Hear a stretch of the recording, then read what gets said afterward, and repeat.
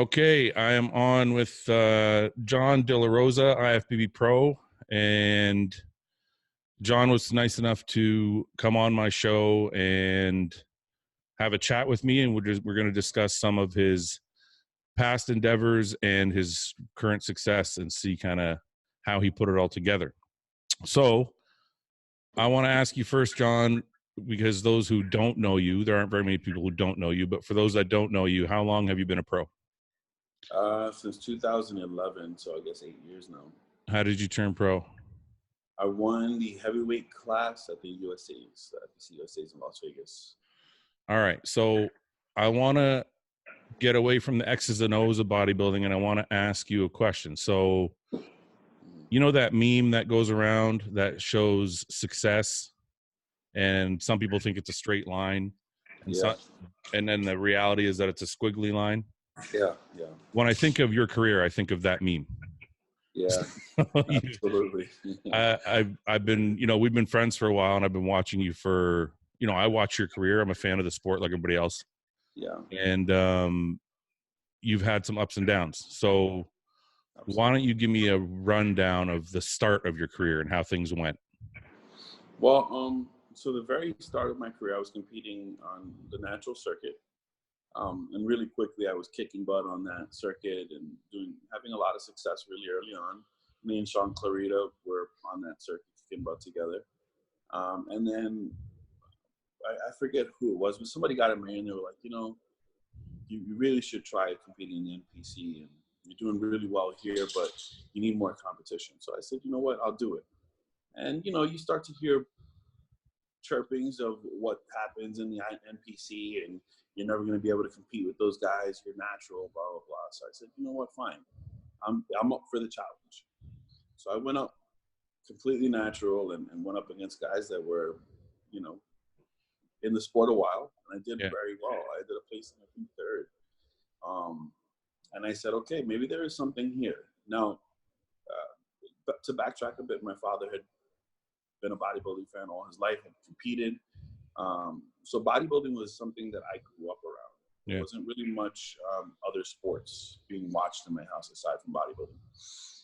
So I kind of grew up wanting to be a bodybuilder. This is my dream, and I said, okay, well, I did well here. I went up against some pretty tough competition. And I said, well, next time I go out, if I do well again, then I'll start to really put some thought into this bodybuilding thing as a career. I went out next time and I won the overall. Completely natural. And completely natural? Completely natural, yeah. And what show is this at? The Mets. Wow. Okay. Yeah. There's pictures of me. I was small, but I was shredded. Yeah. And then I decided, okay, well, there is something here, something to this. Maybe I will be good enough. So that's when my bodybuilding career took off. Then I became, I guess, the sensation in the New York area. Myself, along with Juan Morel and Akeem, we were all coming up together. And the competitive scene in New York was really, really tough. Yeah. So I was kind of on the front lines of that the whole time until I had 2 shots at turning pro. I went my first year to nationals and I got stomped, man. I didn't even place in the top 15. I was heartbroken. I was crushed. And I made a promise to myself that I would never place outside of the top 5 again as an amateur. Yeah. The very next year I went back to the USA's. I placed second behind Vladimir, I forget his name. Really nice guy, Russian guy. He trains with what's her name? She was Miss Olympia in fitness for forever. I'm not sure. She does the pole dancing now. I'm not sure who that is. She was a figure Olympia? No, she was fitness. Oh, fitness Olympia. She's amazing. How am I forgetting her name right now?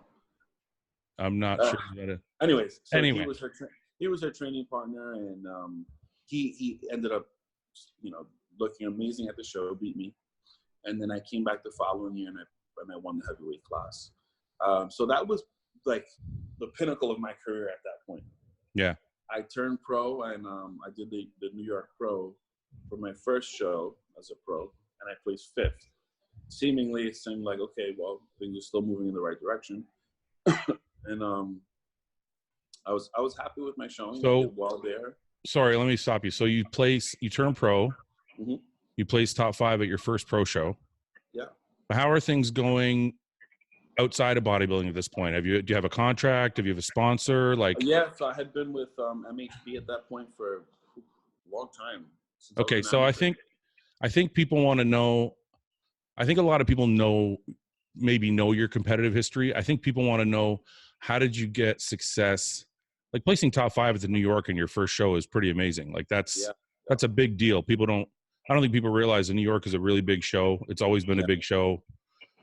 To place top 5 in your first show is crazy. Now, I want to know what happened outside of your career at that point. You're riding high. I got my pro card. I got a sponsor.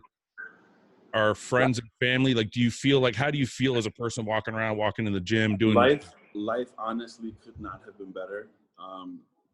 One of the biggest things in my life at that point was that first New York Pro that I did. I had proposed to my now ex-wife, unfortunately, but so life had just seemingly been amazing. I was riding high. Everything was going in the right direction. I had a business outside of bodybuilding. We owned a store together that was doing well. We had bought a home together. Things were just going great. So how is that?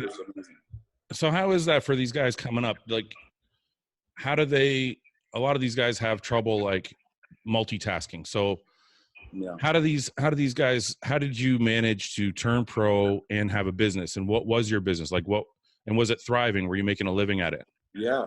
So the store was doing well. I was also training people. I think the problem is with a lot of the amateurs coming through the ranks today, unfortunately, is that social media gives way to the idea of, I can make so much money if I'm this Instagram star. Yeah. And look, there's a dime a dozen. You're a dime a dozen. You can do all the videos you want. At the end of the day, I mean, there's a little bit of luck that comes to it. And I always knew that I'm not going to let luck control my destiny, right? If I needed to grind out and work and make my money and secure a living, a comfortable living for myself, I was going to do it. Okay, but see, this is the problem. A lot of people, and I know a lot of people listen to this, aren't just bodybuilders, so they have these other thoughts. So what made you want to take the jump to open a store? Because that's a scary endeavor. Like, you got to open a supplement store, you got to pay the lease, you got to, there's a lot of bills, and there's not a ton of money in bodybuilding. So it's not like you had a big safety net. You really took a big jump to start your own business. And what gave you the drive to be like, you know what, I'm going to do these two major things at the same time? Like, so, obviously opening a supplement store is in line with what I was doing as a bodybuilder. Yeah. So I knew that I knew what my passion was, and I knew that I loved helping people. I'm a very open, loving, giving person. So I knew I wanted to be somewhat in a business that I can interact with people and help people. Yeah. And then it just seemed like, opening a supplement store where I could help change people's lives just seemed like an awesome idea, honestly. Yeah. Yeah. I didn't know anything about the business. I didn't know anything about, inventory and stocking stuff. I didn't know any of that. Yeah. But I knew that if I believed in myself enough, that I could do it. And look, at the end of the day, it doesn't matter what you do in life. You're not going to be great at everything you do. But if you put in the hours, you're going to be pretty damn good at whatever it is you choose to do. So I knew that it was only a matter of time before I become a good businessman, right? Yeah. And that's what I did. I took a huge jump. We emptied our savings. We went at it 100%, opened the store. And the first year we didn't do great. We had $278,000 in sales, which was awesome. Yeah. But we didn't make money. Yeah. Yeah. Because our margins were too low. That's right. So I started to look over our numbers, and we adjusted our margins, and you just learn and you grow. And at the same time, like I said, I was helping change people's lives. I was helping people get healthy and get motivated. And it was right in line with what I was doing in bodybuilding, which allowed me to make my own schedule. I could come into now I was working 10 hours a day at my store. Yeah. But I also had an office in the back where I can go take a 45-minute nap when I needed. I had my refrigerator, I had my stove, I had a microwave, I had everything set up so that way it was still conducive to what I was trying to do outside of my business. And that's what I tell people coming up that say, well, how do you work and become a pro? Like, what did you do to work while you were trying to become pro before you got your contract? And I always tell people, find a job that fits with bodybuilding, like where you can stop and eat if you have to, where you can do all these things. But the bigger question for me is this. I've always had a philosophy that, I don't know if you've ever heard the saying, if you chase two rabbits, you lose both. Yeah, absolutely. So my thought process in that is, if you had a business and you're a pro bodybuilder, those are two rabbits. Like those are two big things to take on. So my question is, did you notice a correlation when, if your supplement store business was going down, your bodybuilding career was better, vice versa? If your bodybuilding career was suffering, was your store doing better? Absolutely. Absolutely. So, and I want to backtrack a little bit. Before I even had my store, I was an elevator mechanic while I was trying to turn pro. So, you were an elevator mechanic? Yeah. Okay. I've never known anybody that. I'm a local 3 union guy. Okay. I worked in elevators. So there's a big series that MHB had done on me as leading into the USAs, is that, they followed me during the workday. There was it was during the summer. Obviously, USA's is in July. Yeah. And there was a huge heat wave in New York. The shafts in the in the buildings were like 130, 140 degrees. I'm sweating, dripping sweat, working on these elevators and stuff. So it was a pretty intense job. Yeah. But I knew that, like, again, my drive, my focus, my passion was bodybuilding. And once I was able to attain that, then I can start making moves that were going to be better for me. And that's when the store came. Yeah. But back to your point, the deeper I got into my bodybuilding career, the more I realized that when I was not in contest prep, my business would do well. Yeah. Yeah. When I was in contest prep, my business would not do well. And it was a double-edged sword, opening a store with some kind of level of success in the bodybuilding world was great, because people would come to my store to come hang out and see me and talk and buy products from Jon Delarosa, right? Exactly, yeah. The problem was, when I was prepping, sometimes you don't want to deal with people. So you would spend a little more time in the office than you would out front. Yeah. And then it loses that, like, well, we're going to Jon Delarosa's store. That's right. Now it becomes, well, we're just going to Nutrition Locker, which is just like every other store. That's right. That's right.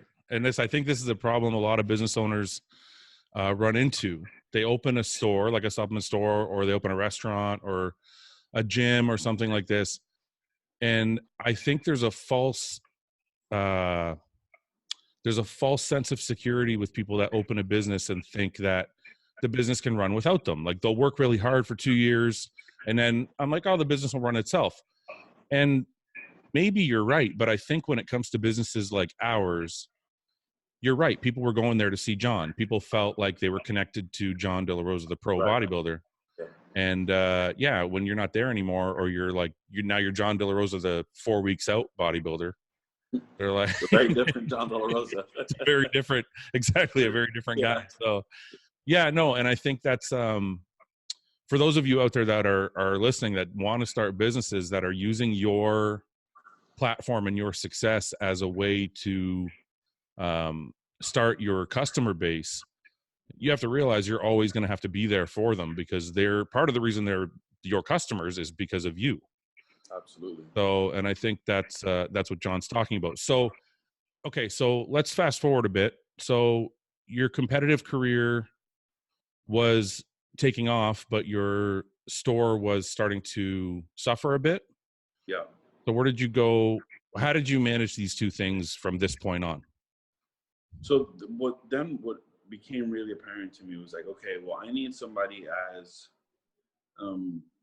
involved in the industry as I am, but is passionate about helping people. And I knew that I didn't want my store to be another store where you're just going to walk in and somebody's going to take advantage of you, not knowing what supplements are, and how much they should cost and whatever. And then you're gonna walk out and you're like, I spent $300 on 2 things, and you know.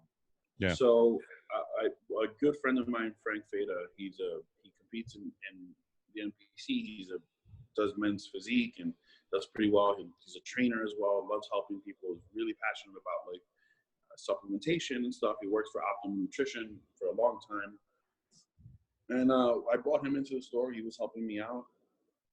He was pretty much like my business partner through that whole time. So when I needed to start prepping, I figured that would be a good buffer. Like people knew him, especially in the New York area and stuff. So it would be good for people to walk in and see him.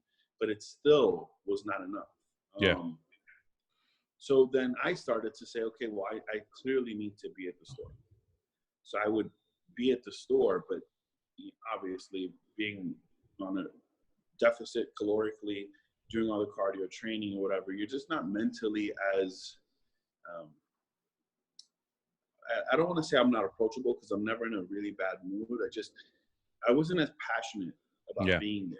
Yeah. You know what I mean? I wasn't as driven, like, oh, I really can't wait to go into work like I was in my off season. You know, I really took pride in like opening that door, turning the key in the morning and like opening the door to the store and wanting people to come in and talk, you know. It just wasn't the same when you're dieting. It's just I think people have you know, people think bodybuilders are just assholes sometimes, but I think people forget that we're going through different phases. Like in the off season, we're eating and we're fine and we have good, and it's not just eating. It's like once I feel like the pressure's off. It's the pressure. And I think people don't forget about that part too, right? Because you're competing at our level. Yeah. And like you're trying to run a business and you're trying to get ready for a show and you're like, why is my business not doing what I want it to do? And I got to win this show so I can get more prize money and I can elevate my career and all these things and get more guest posings and get more this and that. And all that pressure is on top of you. And then on top of it all, hormonally, you're all over the place. Right. Your body fat levels are, you know, as low as can be.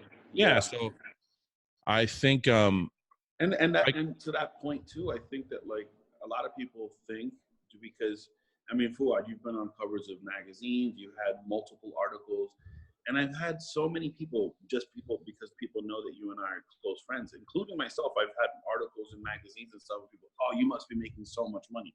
Yeah. Like, no. Yeah. Like bodybuilding isn't like what it was back in the day when they were throwing around $300,000 contracts. It's just not that anymore. Yeah. You know, so we have to actually like work. You know, we're not.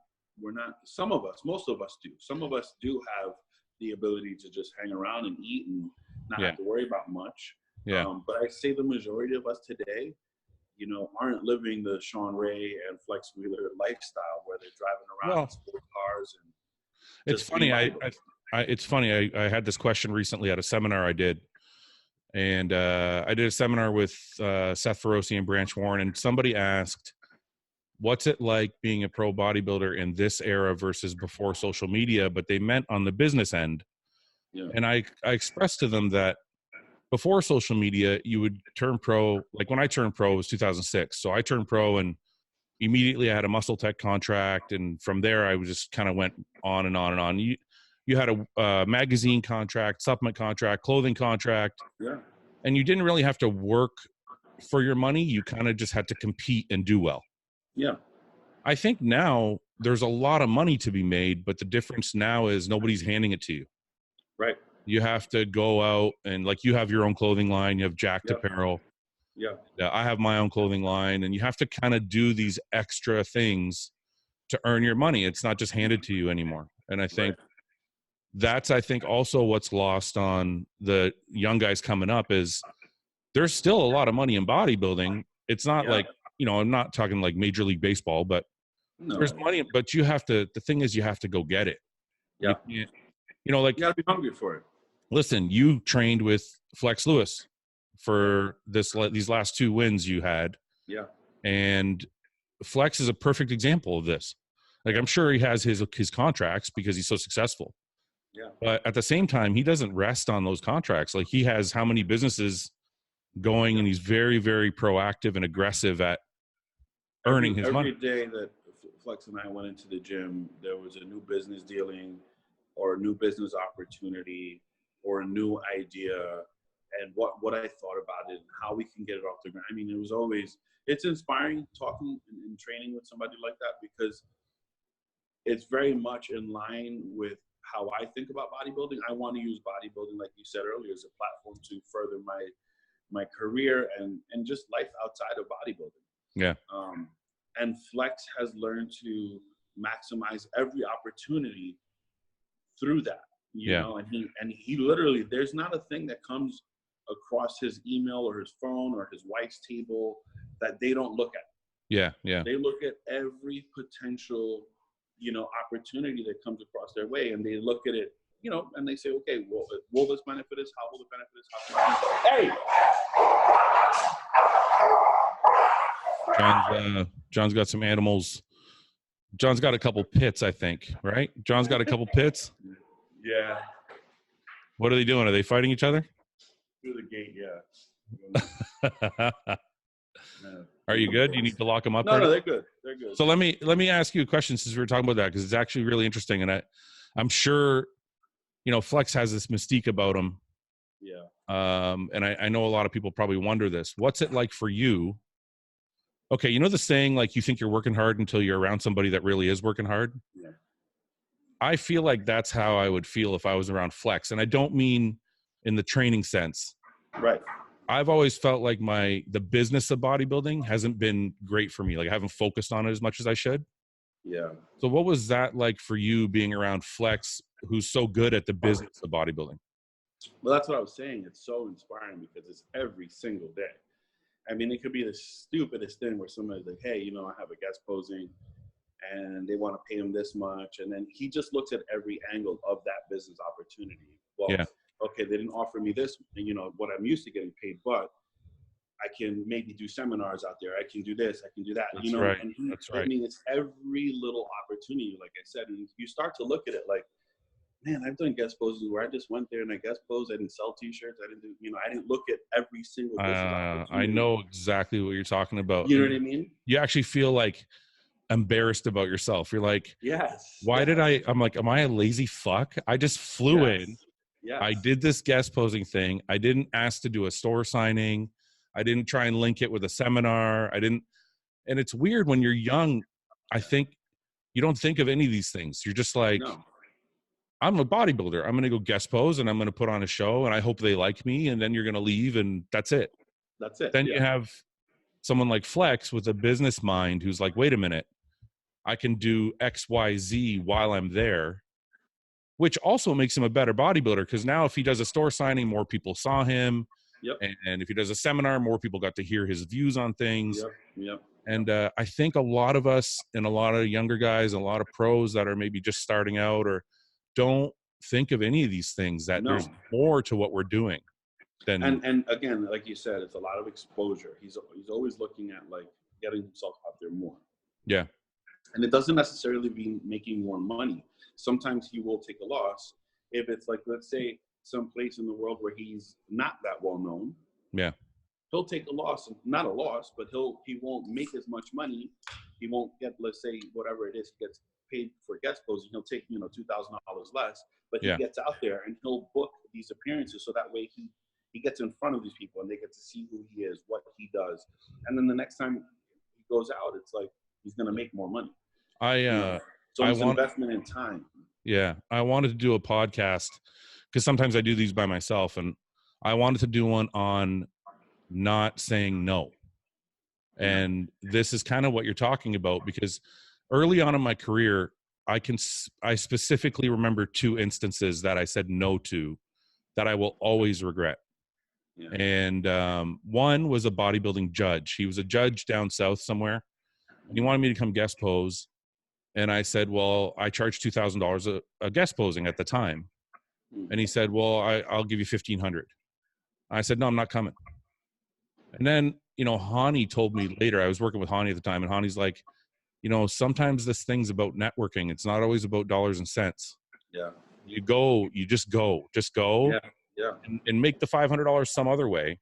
Right. But it's important to just go. And then, another time, not on a guest posing, Jay Cutler asked me to come out to Vegas to train with him at the time. He was Mr. Olympia. And I was just coming up, and I'm like, nah, I'm going to pass. And for me, at the time, it was more of an anxiety thing. I didn't want to, I was nervous. I was nervous to go out there. Yeah. And it's something I'll regret forever. Yeah. And I think this is in line with what you're talking about with flex is sometimes you have to take a loss or not get everything you want to get, but you're going to make it up in other ways. Yeah. And you have to be able to see the bigger picture. Yeah. And and speaking on my, like currently in my situation, winning those 2 shows has opened up a lot of other doors and opportunities for me, right? Which is awesome. So let's speed up here. So you just won 2 pro shows. Mm-hmm. Now you went through a period where people thought you were done. Like I heard little rumblings like, oh, Jon can't put it together. John's coming out of shape. John's this. John's. But kind of everybody kind of knew you had it. Like everybody knew your physique was awesome. It was just, what's going on? Why is he not? How did you go from that to, fuck it, I'm going to put it together and nail down 2 shows? Well, so, everybody pretty much knows now I went through a divorce, and it really, anybody who knows me knows that I'm a big teddy bear, and I love hard, and it, going through that divorce really just destroyed me, because a lot of my identity was wrapped up in my marriage, right? I lived, breathed, and did everything for my ex-wife, which there's nothing wrong with. Yeah.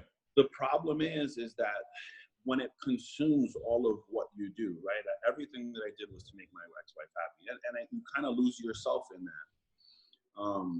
And when I didn't have my marriage anymore, when I didn't have my wife anymore, you're lost. You're just like, all right, well, where do I go from here? Because in my mind, I got married to always be with my wife and start a family, and we had businesses, and we had the house, and it seemed as though we were working towards our way, towards what we had always talked about. Can I ask ask you a side question? Because I think a lot of guys struggle with this. How were you so selfless as a bodybuilder? Because the saying about bodybuilding is that bodybuilders are selfish. Yeah. Mm-hmm. So how are you able to give your wife everything? How are you able to be so giving and be a bodybuilder at the same time?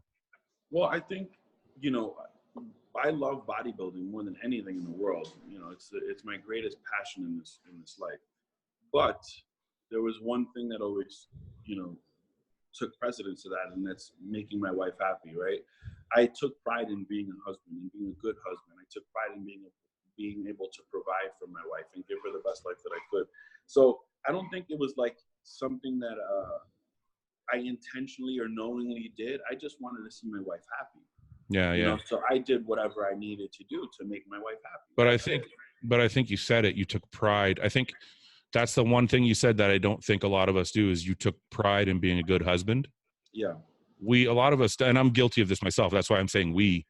Yeah. A lot of us just kind of go through the motions and we put our efforts into bodybuilding, and maybe we don't have the pride that we should have. So maybe that's where you figured it out. Yeah. Maybe, and a lot of us haven't. Because if you're proud of yourself, if you want to be a proud husband, like you're proud of the work you did, then you're going to try a lot harder. Right. Yeah. Rather than just take for granted that the person is just going to be there. Yeah. Which is, I think, what a lot of us end up in that situation. Yeah. So I never really gave that thought, but yeah, it makes a lot of sense. So like I said, for me, it was just never anything that I really thought about. I really enjoyed being a good husband. I enjoyed being married to my wife. And I really loved seeing her happy. That's really what it was. It wasn't anything like I need to do this so I can be a good husband. I just did what I could.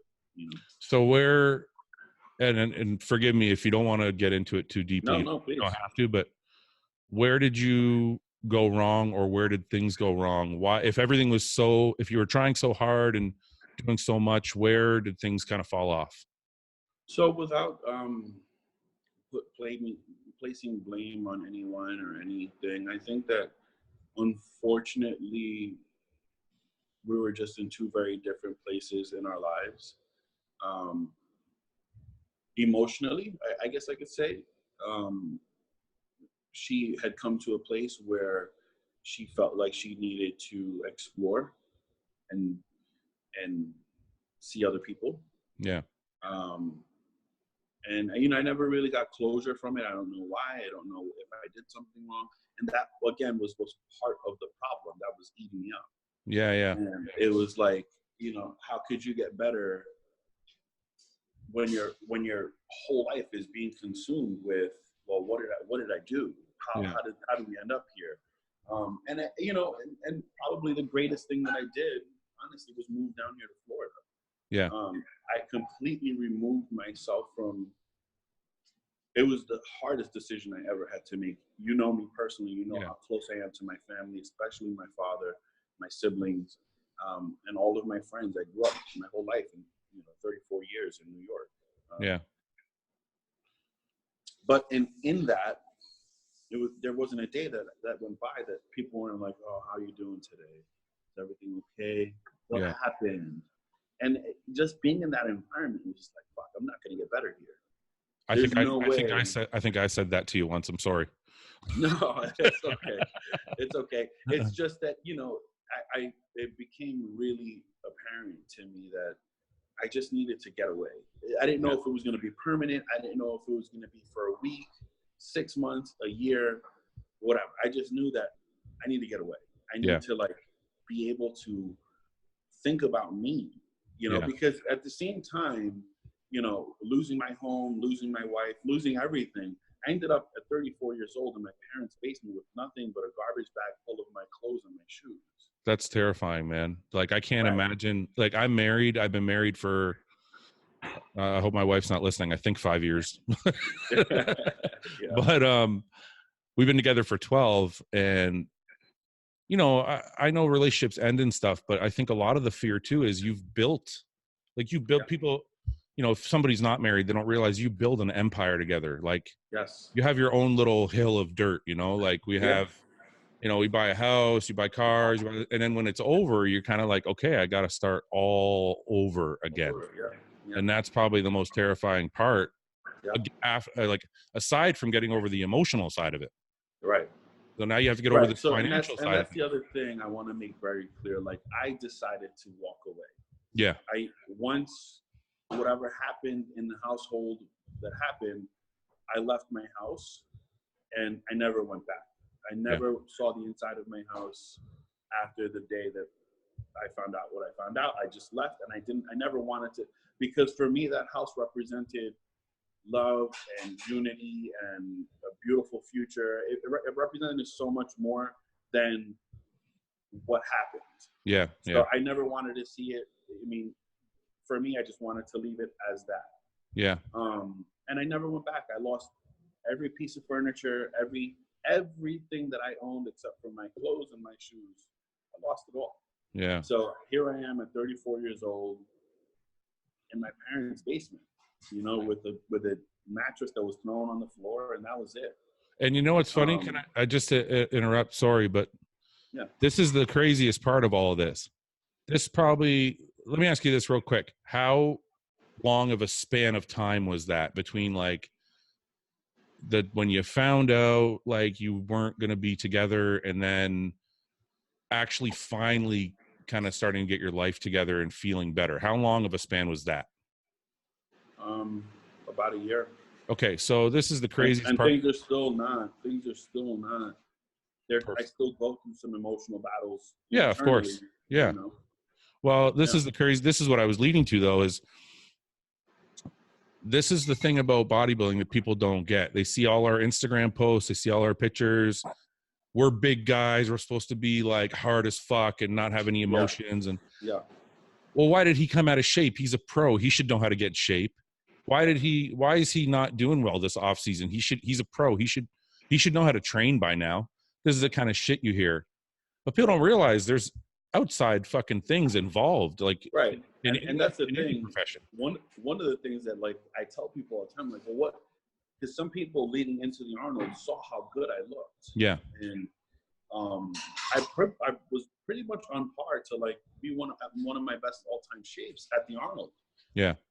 4 days before the Arnold, I find out this horrific news, and I didn't sleep. Yeah.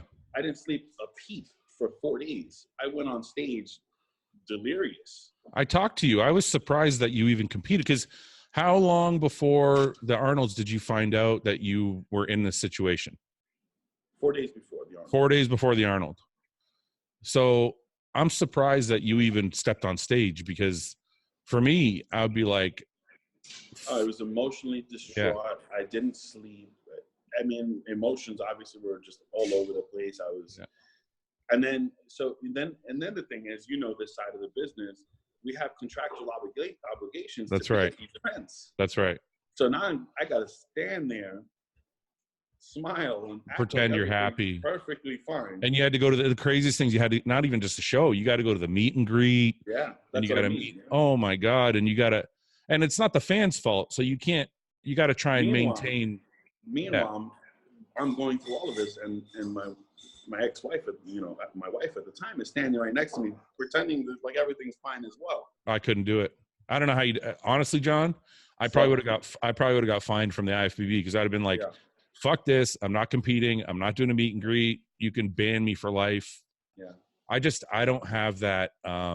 Like I know you're an emotional person. Like you're a sensitive guy, and I am too, but I wear my emotions on my sleeve, so people can tell if I'm angry, if I'm happy, if it's not, I don't know how to hide that shit. Yeah. I can't believe you. That's crazy, man. So then the hardest part was I had again a contractual obligation to be at the Arnold in Australia. Yeah. 2 weeks later. So, you know, again, minimal sleep, and very few people inside of our circle know what was going on. And they were all telling me, John, don't go, don't do this. It's going to ruin your career, blah, blah. But in my head, I was kind of like, I have to do this because I don't want to stop and have to put more thought into this. You're doing it just to kind of keep your mind occupied. Right. I see. I was spending 2-3 hours in the gym just walking around. You know, I would do my workout and just kind of like, I didn't want to go home. I didn't want to. So you felt like, you know, so you felt like a normal person just walking around the gym, like all these people just pretty like, much. But you know what I mean? Like I knew that once I got in those 4 walls, it was just me and my thoughts. Yeah. And I didn't want to face them. I didn't want to think about them. I just kind of was going through the motions of going to the gym, training, and then finding something to do, whether it was abs for an extra hour or glutes or whatever it was. But I was driving myself into the ground and not resting. Yeah. You know, and it went like that all the way through July when I did the Chicago Pro, and they placed me last. Yeah. And I remember, you know, I won't mention any names, but pretty influential person in our industry came up to me and they were like, look, we didn't want to do this, but you need to stop. Yeah. Sometimes somebody's got to tell you, you know, like you think you're doing the right thing, and somebody needs to pull you aside and go, hey man, you need to rethink this. So you use the gym. I mean, I know at the time it sounds like you're using the gym just to keep yourself occupied. Yeah. But to take something positive out of it, you still use the gym to kind of get you through. Absolutely. Because I've been in the same situation. Like I dated a girl for 7 years and we broke up. I was back in the gym the next day. Yeah. It was like, I can't. And I had this message actually come to me from someone a little while ago. He said something about he broke up with his girlfriend and his mom is in the hospital and he's not sure what to do and he can't find the motivation to go to the gym. And I said, that is your motivation to go to the gym. Motivation. That's right. Anytime, like when I had a breakup or when my father passed away or anything, like anytime I've had something bad happen, and it sounds really cliche, but I use the gym. I go to just to kind of, I mean, look, physiologically you're releasing endorphins, so it's going to make you feel better that way if possible. Yeah. Right. And then at the same time, you're just keeping your routine, which is going to be better than laying in a bed just thinking about shit. Yeah, that's right. So yeah, I always tell people, like, you know, I work with clients as well that I help prep and stuff, and they always ask me, you know, sometimes they'll be lacking motivation or whatever, and I tell them, look, for me, the gym was like church. Yeah. Right. Every day, every Sunday, whatever it is, whatever your religion is, you have your day, you go to church, you never miss. It's just what you do. That's right. For me, the gym is the same way. Didn't matter what was going on. I'm going to be at the gym. Yeah. You know, but it's and not it necessarily. helped me to, again, like you said, stay on track. Yeah. Follow my routine. But also, whatever it was that I was going through in my life, I remember going through a breakup when I was a teenager.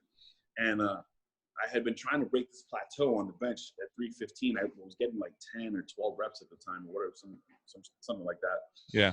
And I was like, man, I used that anger and I smashed that plateau. And then that's right. And it clicked. I was like, man, if I just get angry, that's right, and use that anger, I can turn that into something positive. That's right. That's what I tell. Harness that energy. Yeah. That's what I tell everybody. Like, learn to just use that into and harness that into something positive. Whatever it is you're going through, a breakup, financial stress, whatever it is. Use that brings up two questions. The first one's pretty simple. You were benching 315 as a fucking teenager? Yeah. I was always a strong presser though. Always a strong presser. I don't think I benched 315 until I was like 23. Really? And that was, I was probably like 18, 19. Yeah. But you were doing it for reps. That's fucking crazy. Well, I got short arms. Yeah, that's right. No, the second thing it brought up was, it's not that you're so hardcore that you don't care and you're like, I got to go to the gym because I need gains, bro. It's more like, it's literally just to keep your sanity. Yeah. And it's our routine. It's our way of doing things. Yeah. So. Yeah. I think, a lot of people try to like put us in this box. And I made this post the other day about this. Like, I wanted to give my hand at like modeling, right? Yeah. And you'll be seeing my Instagram. Like, I've done a lot of modeling stuff. I saw the last one you put up. It looked good. Still fitness related.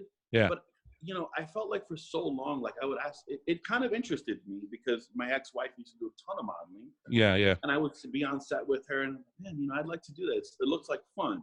Yeah. Just to kind of get into like this different character. Yeah. And for years, and I'm sure you felt like this too, like, a lot of photographers will just want to get you under a bench and like, you're screaming and you're yelling. Yeah. They make you want to seem like this animal, right? And I'm like, well, I wanted to try something different. And it actually took me a little while to find a photographer to want to do it. Yeah. Because they were all like, oh, you're too big. Don't you think it'll look funny? And yeah. Like, dude, I want to try it. Doesn't matter. And that's what I feel like. A lot of people put us in this box, like we're these animals, like we're these savages. Yeah. We just, like you said, we're so hardcore. We just go in the gym and we don't care about anything else. It's like, no, we're normal people with emotions and shit going on in our lives too. Yeah. And, things that we got to deal with. And, and I think social media, like, again, I try to use my social media as a really positive platform for people to see everything that's going on in my life. I've tried my best not to put too much information out there in regards to my personal life and what I went through, but I let people know, like, hey, I'm going through a really hard time, but I'm still going to the gym. Yeah. I'm still trying to stay on my routine. I'm still dieting for this show.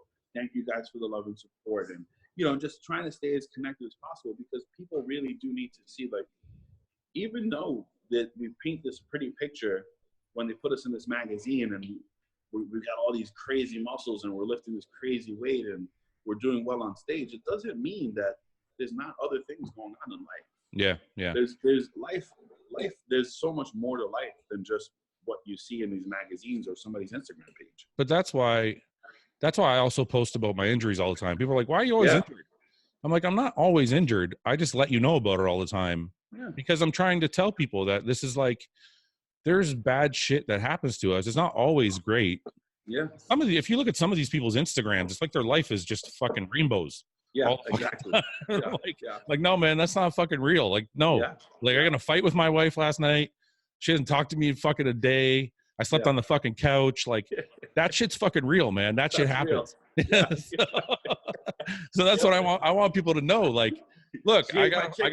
She ate my chicken. I tore my fucking tricep, right? Listen to this story. This is fucked up. So I tear my tricep, and it was like a week or two after. So I'm not allowed to bend my arm. So I can't wash like this side of my body in the shower, right? Because I can't get my arm up here. Yeah. So me and my wife got in this massive fight. I sleep on the couch. I'm like, fuck her. I'm not going to talk to her. I don't care.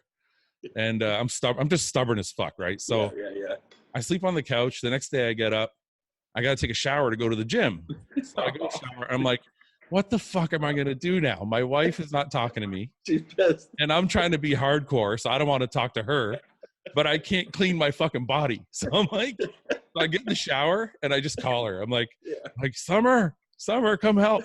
So you have to give in. She runs in the shower thinking something's wrong. Like I hurt myself. She's like, what's wrong? And I'm like, I can't wash this side of my body. She's like, you're such a fucking asshole. And I'm like, I'm sorry. Help me. So it's just help funny. Me scrub my ass over here. Yeah. But it's funny because people just don't. Yeah. This is what I hate. Like I love Instagram. Yeah. I use it like a journal, and I tell people what's going on in my life and stuff, and I like interacting with people. Yeah. The only thing I hate about Instagram is that a lot of the really popular people don't show, like they won't tell a story like I just told you. Yeah. They want everybody to think that they're on a beach and they're making tons of money and they got driving nice cars. Yeah. And I just wish, and that's cool if that's what your life is, that's awesome. But just let people know that sometimes like shit does get hard. Yeah. Because a lot of us, the majority of us, are having that life where it's not always on a beach. And that's one of the things that like it drives me nuts too, because there's so many, and you and I know a lot of these people. We run in the same circles. They use their Instagram, and it's such a like it's always a sales pitch. It's always like, and it's like, okay, I get it. You want to use your Instagram as a platform to make money. It's a business. I get that. Yeah. But at the same time, use it for something positive, right? Yeah. So many of these people have the opportunity with millions of followers. Yeah. The one thing that is near and dear to me that, you know, I've spoken about plenty of times is me and Victor have a thing, or Victor has a thing that we do every year. It's called Fit for Autism. Yeah. Right. Just recently, Phil Heath at the Arnold had an autism event. Right. Okay. It was a free event. You come in, you buy a drink or whatever. That money goes towards things like this. It's like, why aren't we as a community? I see what you're saying. Why aren't the really, really popular people making that effort? You know, but it's easy for them to say, hey, go buy my new fucking ebook for $19.99. Yeah. But you can't make a post and say, hey, you know what? Business aside, Phil Heath was the champ, whatever it is, come support his event, because this is going to reach a lot more people and do a lot more great than buying my fucking ebook for today. Yeah. You know I get what it. I mean? Yeah. I think it's just so disappointing, because like I look at some of these people and I'm like, man, if I had that platform, like I totally get it. You want to make money, you want to capitalize on your time, and I get that. Yeah. But dude, take a day and just say, you know what, come support this event, guys. But I think look, I'm guilty of that, and I agree with you 100%. We should all do better at giving back. Yeah. I try and give back in other ways, but I would love to do an event like that also. But I think a lot of us just get caught up in the rat race. It's like because it's still a business, right? Like it's still a job. Like I wake up in the morning and I'm like, how can I be better? How can my business be better? How can I do more to get people to connect with me? Like, and I think you're right. I think sometimes you have to step back and be a little bit more selfless and be like, how can I just give them something for nothing? Yeah. And you know, like I said, it's and it doesn't have to be an autism event. It could be an event or just make awareness, you know, like Cancer Awareness Month or whatever it is. Just we as a community have, as a fitness community, we can reach so many people, many hundreds of millions of people, because everybody looks to us to want to get in shape or abs or better blood or whatever it is. If we all come together as a community and use some of that for good, I mean, I think for one, as a community, our the way we are looked at, our standing would be better. You know. But also, I mean, I think it would do a whole lot more good for the people that are actually involved in this sport. Like I said, I was heartbroken for Phil when I went to that event. again, the autism thing is near and dear to me because Victor does have 2 autistic boys. Yeah. And Victor's kids are like, they're like my kids. I love them, you know. And so that thing is near and dear to me. But I was heartbroken at that event because I was one of like 3 other pros that showed up. Yeah. Do you think, let me ask you this, because sometimes let's say I post something that's not bodybuilding related, like, I forget whose house burned down recently. Yeah. And I don't, or even, you know what, even on a more positive note, Cedric has that youth camp that he runs. I don't know if you've seen him post about it, which is like really inspiring to me when I see that, right? Because awesome. I would love to be able to set something like that up.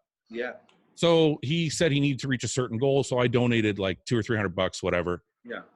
But you know what's crazy is I feel like you're right about us doing more as a whole community to increase our standing in society.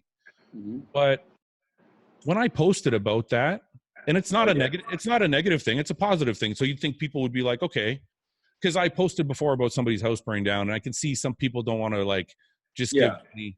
It's a negative thing, and they don't know the person. They have their own problems. They're like, I'm going to keep my money to myself. Okay. Yeah. This is a positive thing. Cedric had like 15 or 20 kids that he was like trying to do this community center thing for. And it's like 300 likes. Yeah, I know. It's terrible. Like nobody commented. I don't know if anybody donated any money on that because of what I posted, but I feel like sometimes maybe people want to do what you're saying, but it just doesn't get the response. Right. Well, and I think, but the thing is, I think also is that you're one of many people in this industry. Right? Yeah. If I can remember that post, I think I only saw you and maybe one other person posting. Yeah. Yeah. Yeah. So you're saying like if like collectively we did it together, like we all stand more people would something and say, hey, you know, guys, this month we as a community are supporting this. I get that. That makes sense. Because again, I think we have the ability. People look to us, you know, and I'm super, super grateful for where I'm at in my life that people actually want to listen to what I have to say. Yeah. You know, so if we all have this incredible opportunity and platform that people want to listen to what we have to say, and we can say, hey guys, you know what, this month we as a fitness community are standing behind this cause because of so and so. Can we raise some money? Imagine the awareness that we would raise, not just for us to say, hey, look, we're good people, but just to help maybe a family that needs, you know what I mean? But then look where we're at in society. They have Gay Pride Month, and people are angry. They're like, no, we have to have Straight Pride Month too. And I'm like, stupid. I know. So it's like, so I agree with you, but then you're like, okay, what cause could we get behind that everybody would agree with us on? You know what I mean? It's hard.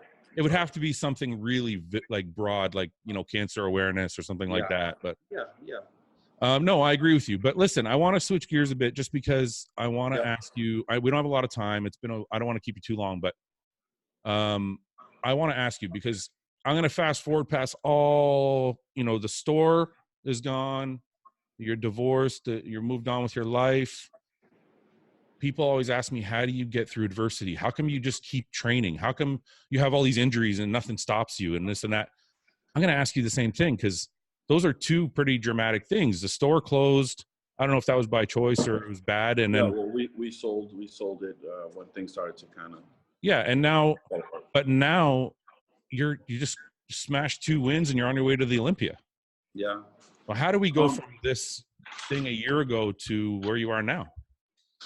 I think, again, getting back to it is one of the biggest things that I had to learn to do was become a little selfish. And I want to be careful when I say that because people will become selfish and like completely shut everybody out and it's all about me. But what I'm trying to say is, I kind of touched on it earlier, is that I had to give up a lot of the things, a lot of the comforts in my life, my family, my friends, the gym that I trained at for the last 14 years. I gave up a lot of that to rediscover what I truly loved. Yeah. Right? And I always knew bodybuilding was something that it was always going to be a part of me. Yeah. But I got away from just how important it really was to me. I remember being a young boy, just like you, I'm sure, and dreaming of becoming Mr. Olympia. Whether that's ever going to happen or not, I don't know. But I do know that at some point during my marriage and owning the business and losing it all and whatever, I lost that dream. I lost that clear vision that I had that one day, no matter what it was, I was going to reach that goal. Yeah. So removing myself from that situation and moving to Florida and becoming a little more selfish and really getting back to what was it that made Jon Delarosa happy? What was it that I needed in my life to feel full and happy again and be able to be my best? Because if I'm at my best, everybody else around me is going to be better. Yeah, yeah. And again, for me, it's really difficult because it's hard for me to be selfish, but if I can find a good reason for me to be selfish, and that reason was if I'm better, everybody else around me will be better. I see what you're saying. So my reasoning was my family, I had to put on this face like everything was okay. No, I'm okay, Mom. I'm good. I'm dealing with this fine. When really inside I was fucking dying. Yeah. Right? So I realized that, you know what? I need to be better because everybody else around me will be better. That was my reason, right? Yeah. If I can get back to being really happy, everybody else around me will know that, hey, you know what? John's okay. He's doing good. And you know what I mean? It makes sense. Yeah. So I was able to step away, move to Florida. I don't know a single soul here. You know, I have family in Orlando, which is 3.5 hours away. I have a family in Ocala, which is 5 hours away. I haven't seen them since I've been here. But I knew that I needed to get away. I needed to find myself again, recenter, refocus, whatever it is you want to call it. And I just picked up and left. And I literally had my show in October 13th last year in Dominican Republic, a show that me and Victor promoted. Yeah. And I was on the fence about maybe finding another apartment in New York, maybe buying a home in New York, or I was on the fence of what exactly I was going to do. That week that I spent away in the Dominican Republic finalizing everything for the show, I was alone for most of the week. It just clicked. I was like, I need to be alone. I need to move away. Like if I could stay here, I would. Yeah. So I went home. I literally packed whatever I had in my truck like 3 days after the show, and I started driving. Yeah. I ended up in Florida. Yeah, I mean, it sounds kind of cool though, man. Like it's a fresh start, you know? Absolutely. Yeah. I remember calling my boss. He's no longer with the company anymore, Bettingcourt Nutrition. I called Joaquin and he was like, are you almost here? I said, yeah, I'm almost here. He was like, all right, let me help you come unpack. I said, if you want, sure. Yeah. He showed up at the house and I opened up my trunk and there goes the black bag. So you got an apartment on your own in Florida and everything? I have a house in Florida. Oh, you got a house. Okay. Yeah. I'm renting a house now. I had a nice backyard for my dogs and, so I knew that I wanted to just not feel like I lost my life completely. Yeah. So I wanted a house that way I can kind of feel comfortable again. So so getting out of the situation was step one, but all along you're still in the gym, you're still training, you're still never missed a workout, nothing. Yeah, just trying to get through adversity and trying to move on. So then now you're in Florida, now you're prepping for Puerto Rico. Yeah, well, Oh, you did New York first. Sorry, you did New York first. No.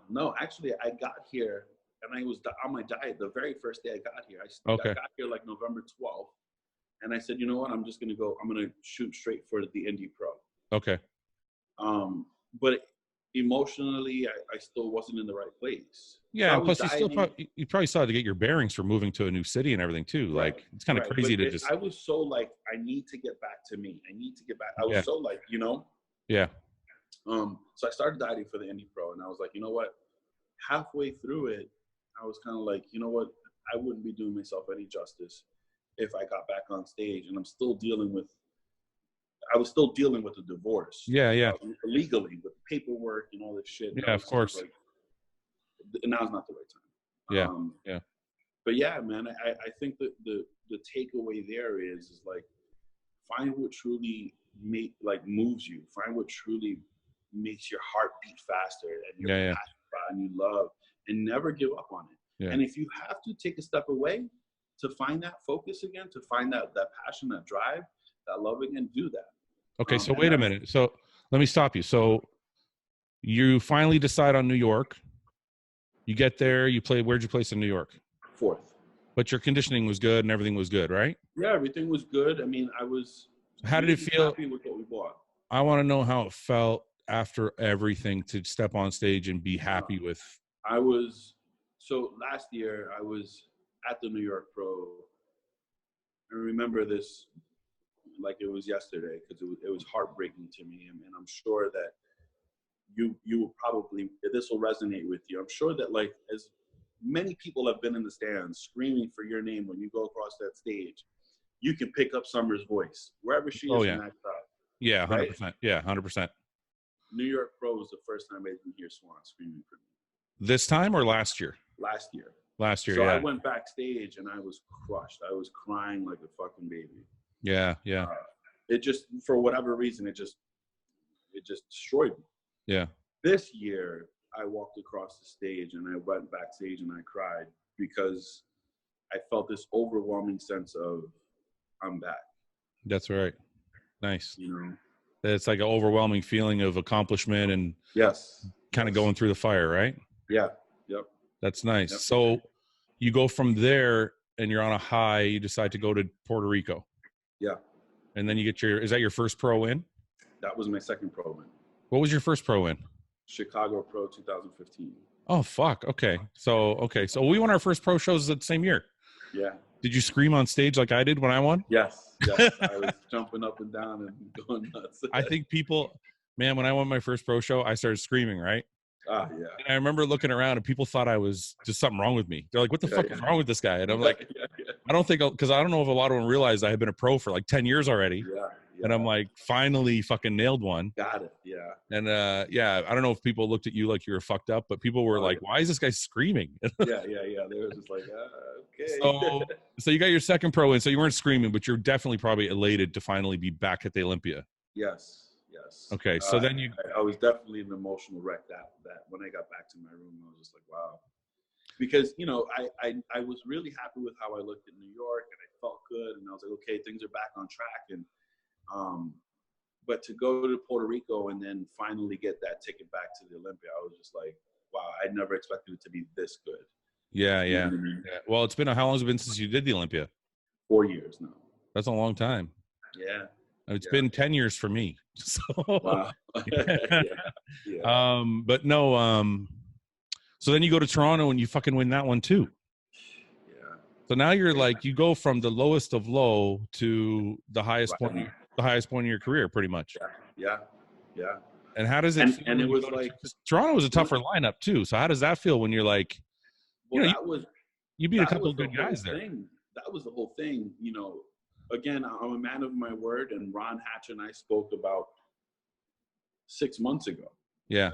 And he was like, hey, John, you know, I know you're doing New York. You're gonna come. I've always done that. I've done New York, Toronto. You and I have done it. Yeah. You know, it's just, I love Ron's show. It's such an amazing show. He does do a good job. Yeah. Yeah. It's amazingly run. I mean, the athlete, I've always been super happy being treated as an athlete there. And so he's done an awesome job. And every time I get the opportunity, I do it. So 6 months ago, he's like, hey, you're doing New York. You're going to do Toronto again? I said, Ron, I'm there. I promise you. Yeah.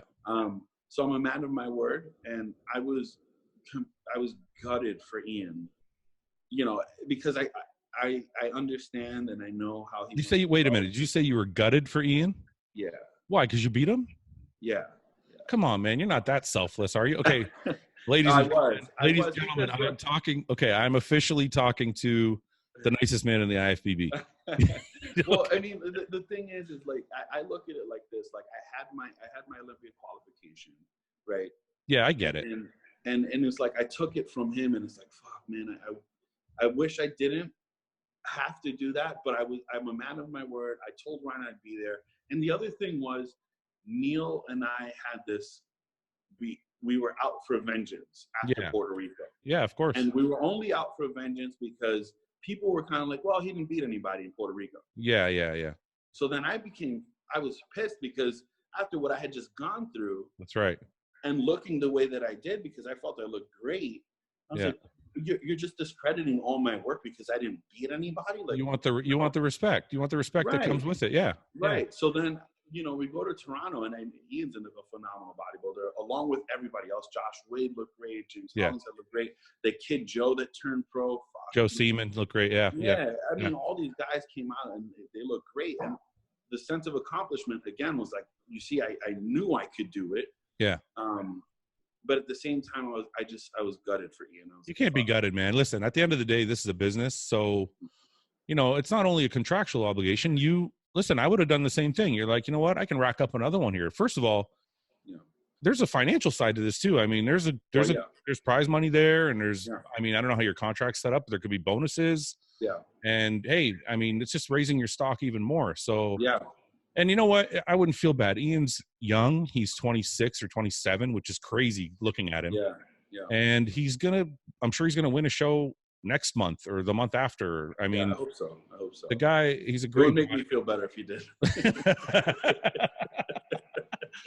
I've never met anybody like you do. But listen, you know what? I think that's why you and Paul get along so well. Yeah. Training partner, Paul. Yeah. No, but yeah, Ian's a great bodybuilder, man. He's going to be fine. Yeah. So now you're getting ready for the Olympia. What's your goal at the Olympia? So Neil and I have set some pretty lofty goals, but I think getting ready for this year, we set some lofty goals. I told him that I wanted to be the best I'd ever been. I think I accomplished that. And I remember getting ready for Toronto, like 3 days after Puerto Rico. He was like, John, if we keep getting better from this, this is a top 6 day you look at the Olympia. Okay. And I have videos on my phone. I'm like, man, that's a really good look. And he kept saying it through the weekend. And then when I won and I came back, he was emotional and just, he knows the whole story or whatever. And he was like, yeah, we bring this fucking look, you're going to be top 6 to 8 at the Olympia. So that's the goal. I know what Neil, that's fine. That's what Neil thinks. I want to hear the nicest guy in bodybuilding tell me what he thinks. Where do you, I'm not going to say where do you think you're going to place because nobody knows. Where do you want to place? The obvious answer to that is you're going to win. But okay, let me rephrase it one more time. Where do you think you can rush? Where do you think you can place? I don't think I can win the show quite this year. I'd like to think I have an opportunity, and I'm going to keep working towards that in the next 2 years. But I think that realistically, I think I can place top 6. Okay. And here's the thing. I'm going to remove myself. That's a huge emotional attachment. That's huge. You know that, eh? It's incredible. But here's where I'm at. I'm just thinking logically here. I'm going to remove myself. If we could just kind of pretend like we cut my head off and we put. Okay, we're going to pretend we're talking to somebody else. Yeah. Tell me your rationale. So here we are. We have William Bonac. Yeah. We have Sean Roden. Yeah. And this is assuming that Phil doesn't jump in and Kai doesn't jump in. Who the hell knows what's going to happen there? But so we have William Bonac, Sean Roden, Rolly Winkler, presumably Brandon Curry, and who else would be that top 5? Rami. Rami's not doing it. Oh no. Rami's sitting it out. Who else is there, Matt? Who'd you say? You said Rolly. You said Rolly, Brandon Curry, Dexter Jackson. Dexter Jackson. There we go. Dexter Jackson. There you go. Let's say that's top 5. Okay. Right. What about Nathan Diasha? So here's where I'm going with this. So Nathan Diasha. I'm gonna stir up some shit. Yeah. Here and it's just again, I'm gonna remove myself because I'm friends with all these guys and they're all incredible athletes. Yeah. Yeah. But here's where I'm thinking. Okay. Right. If you take those top 5, aside from Dexter, because Dexter's pretty fucking complete, all of them are missing something. Yeah. All of them. And even Dexter, even though he's super complete, he's now 50 years old. Right. So who knows? Age might be catching up to him. I don't ever want to doubt Dexter, but you never know. At some point, he's got to look old. Yeah. He's gonna be 70 and still kicking the butt. Still taking our checks. Yeah. I thought about doing Tampa Bay, and then they're like, Dexter's doing it. I'm like, oh fuck. I'm like, doesn't he have enough fucking wins? Could he just fuck off? Like, yeah, right. Okay. Anyway, sorry. Go on. So okay. No. So if you look at those top 5, they're all missing something. And I think me as a bodybuilder, again, I'm removing myself, just trying to look at the physiques. I'm not really missing much. Maybe I could be a little thicker and denser. You know, conditioning is now starting to come through. My shape is really good. So it's not really missing much. So if we're just looking at these physiques, I don't see why I can slip into that 6 spot. Yeah. You know? So I don't see why not either. Again, that's if all the stars align, conditioning is good and whatever. But okay, we're gonna play. If we're playing objective, right? So now we're gonna cut my head off, and now I can give you my opinion, right? Like, and we're solid enough that I can be honest, right? Yeah, absolutely. Okay, so I think that's a possibility for you if you can do one thing. I've yet to see a grainy Jon Delarosa. Yeah. Listen, I've always looked at your physique and thought, this guy fucking isn't missing anything. Yeah. You know, you're shorter, but you don't look like a short guy. You know what I mean? The way your proportions set up. Yeah. You don't have any lagging body parts. You don't have a thick waist. You don't have any of the things that would hurt you. Yeah. And now you're right. The conditioning is coming through. Striated glutes, striated lower back, everything. Yeah. But the muscle, the skin on the muscle itself, just needs to be. You need to be thinner. Yeah. Because I think if people see like that wow conditioning on your physique, you have a Dexter Jackson, right? Yeah. Because if I look at your physique and I look at Dexter's, it's not very different. Like you're a little shorter, right? Or same height? No, about the same height. You're about the same height. You look a little thicker than he does. Yeah. But you're both very, very complete with like a smaller waist and stuff. Like it's a very similar, in my opinion. Yeah. The difference is Dexter gets that razor sharp. Yeah. Right? And I think that's, if you can get that, I don't see why you're not in the same place. Yeah. Well, that's the goal. And that's why, you know, I will make this public because it really doesn't matter. 2 days after I got back from Toronto, I had umbilical hernia surgery. Okay.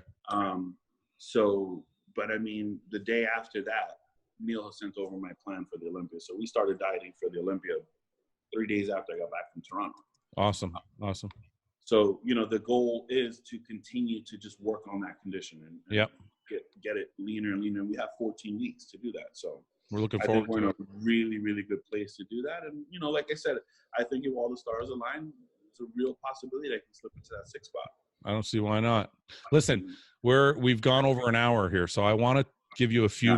It's a good hour. I'm sorry, man. I know I don't want to keep you. It's okay. It's all right. But I want to do just a few quick hit questions. You don't have to be long in the answer if you don't want to.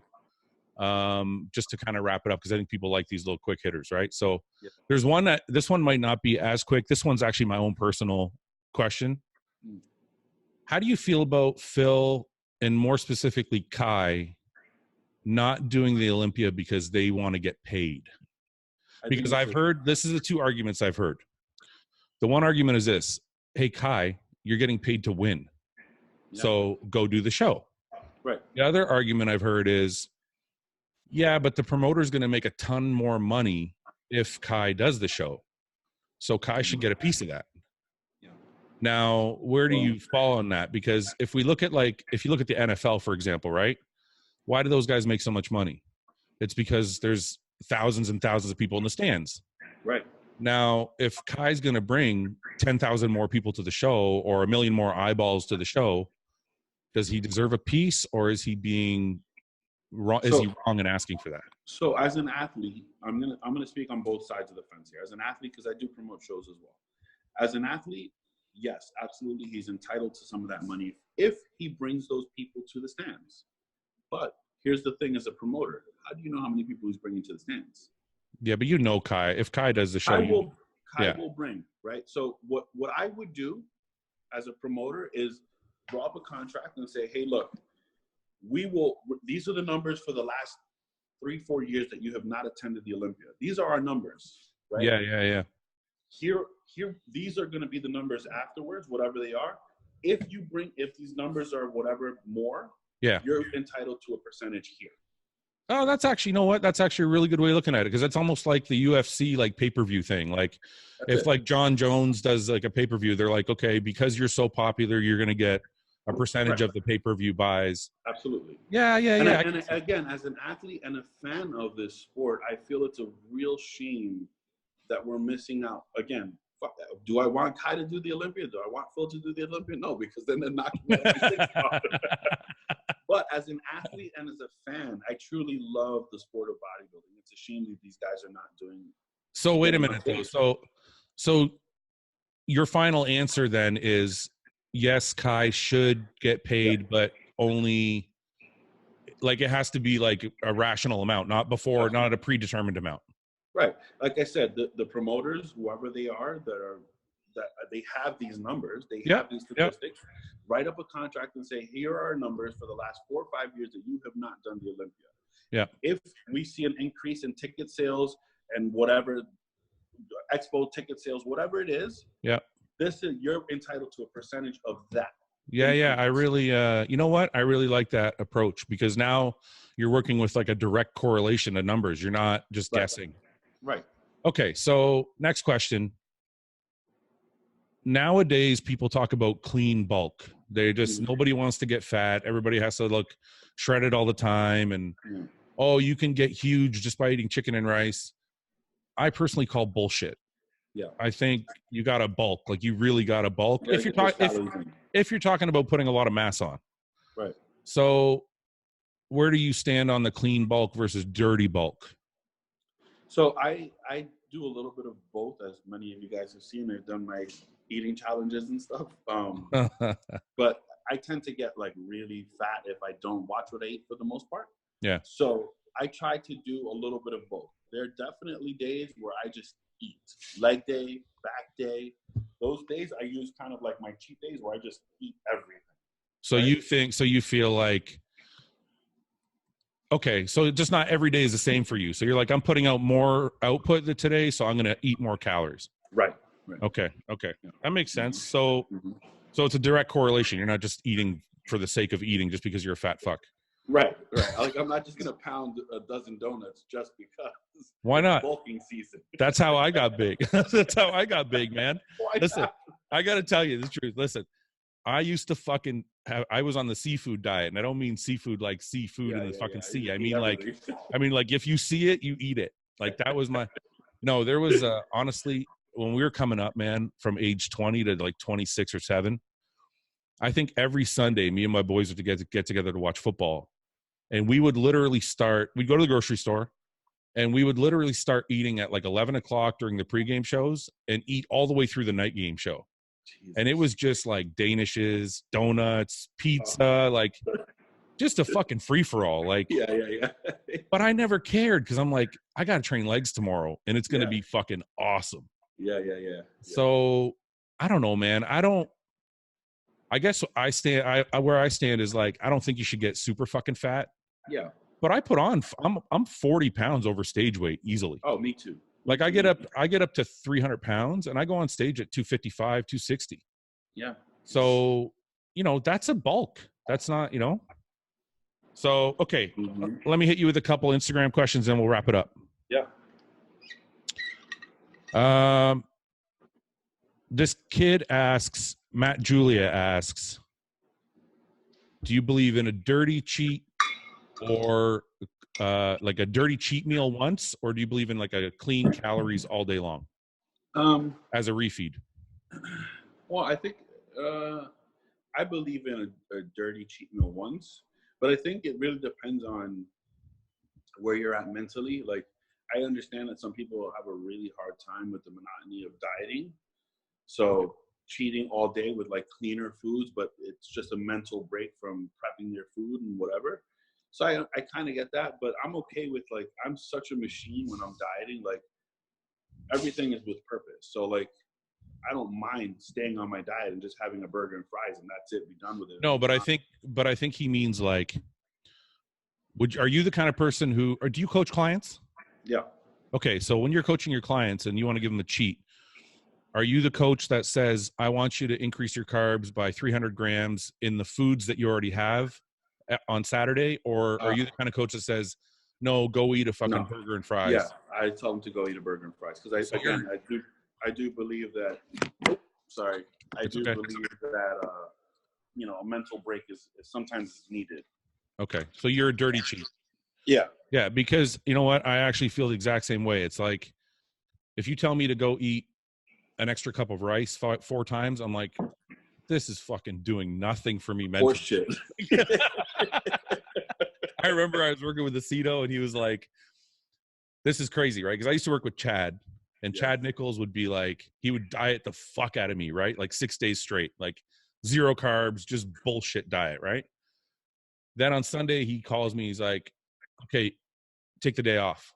I go, what does that mean? And I had never really had a big time coach or anything. I'm like, so I want to do everything exactly the way he said. Right. I'm like, what does that mean? He's like, take the day off. I'm like, are you saying like eat whatever the fuck I want? Yeah. He's like, yeah. I'm like, you know who you're talking to right now? I'm like, I don't know if this is I go, I don't know if this is a good idea, man. I'm really a fat guy. Yeah, he's like, no, take the day off. He's like, I don't care how much you eat. I'm like, okay. So I fucking I literally knocked on Paul's door at like 9 a.m. and I had a dozen donuts in my hand. And I was like, hey, I got the day off. So we started fucking eating. Celebration party. Oh, dude, it was just disgusting. But I put on 15 pounds. Next day, I was 15 pounds heavier. Holy shit. But by the next week, I was lighter. Yeah. Like I had lost all of the extra water weight and all this shit. And then some, yeah. So I fast forward to now, like my last year, I think when I was working with Chris Aceto, I'm not working with him anymore, but I was working with Chris Aceto last year, the year before. He says, okay, you're going to have a cheat meal this weekend. I go, well, what are we having? He goes, I want you to go have 1 burger and 2 fries. And I'm like, what the fuck is this? So I'm like, so for like 3 weeks, I try to stick to it. I'm like 1 burger and 2 fries. The next day he would always ask me, how's your workout? I'm like, I don't know. Same. I didn't really feel anything. So the 4th week, he's like, hey, go have 1 burger, 2 fries. I'm like, so I go have 1 burger, 2 fries. And I just said, fuck this. So from 9 p.m. to like midnight, I ate anything I fucking wanted. Next day I get up, I work out, awesome workout. I look great. He's like, how's the workout? You look great. I was like, it was awesome, but I got to tell you, I fucking went off. And he was like, well, if that's what worked, let's keep doing it. So I guess what I'm trying to say is like, I feel like a dirty cheat is good because it can spark your metabolism, make your body feel better and restore your glycogen stores. But it's also, like you said, it's a mental break. It's a mental break, yeah. Especially if you got a girlfriend or something, you're like, you know, you can take her out to dinner, you can fucking go to the movies, get some popcorn and shit, and like. What happened here? Oh, there you go. Your phone's saying we're all done. Yeah. Anyway, so that's okay. So we got John. John's on a dirty cheat. Yeah. All right. So I think we're good, bro. Is there anything you want to promote? No, I just want to say thank you for having me on. Again, thank you for all the fans tuning in and giving both Fouad and I the opportunity to interact with you guys. And I hope you guys enjoy the interview. And whenever you guys need me back on, you know, you got my number, Fouad. You call me. We'll definitely have you back on. I got a lot more questions I want to ask you. I just don't want to keep you on for like 5 hours. But all right. Have a good day, John. I hope if I don't talk to you anytime soon, hope your prep's going well for the Olympia. Thank you. And I'm sure we'll have you back on soon, man. Yeah, absolutely. Okay. All right, brother. Thanks a lot, man. Take it easy. Bye-bye.